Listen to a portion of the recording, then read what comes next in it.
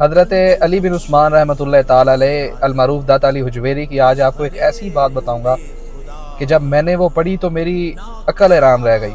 میں کتنی دیر خاموشی سے بیٹھا رہا اور سوچتا رہا. آپ بھی جب وہ سنیں گے تو آپ بھی کچھ دیر کے لیے حیران رہ جائیں گے کہ یہ کس طرح سے ممکن ہے.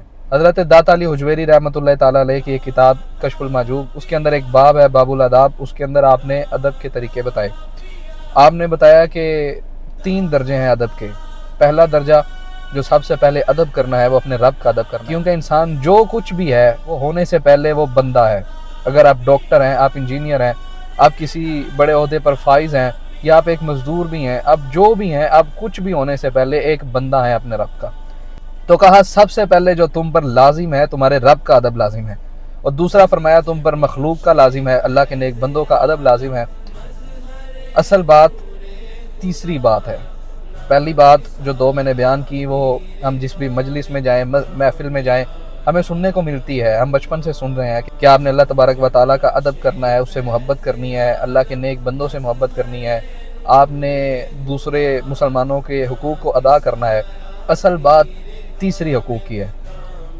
تیسرا حقوق آپ نے جو بیان فرمایا، آپ نے فرمایا کہ جو تم نے تیسرے درجے پر ادب کرنا ہے وہ تم نے اپنی ذات کا ادب کرنا ہے.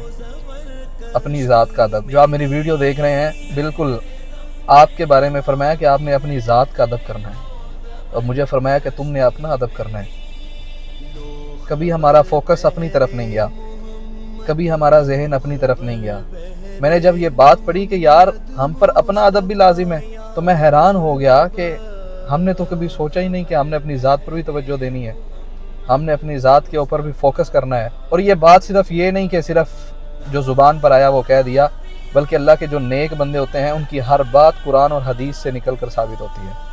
پھر آپ نے نیچے وضاحت کے اندر قرآن مجید کی آیت مبارکہ بھی دی، ان اللہ اشتری من المؤمنین انفسهم واموالهم بان لهم الجنہ، کہ جو مومنین ہیں وہ تو اپنی جانیں اور اپنا مال اپنے رب کو بیچ چکے ہیں.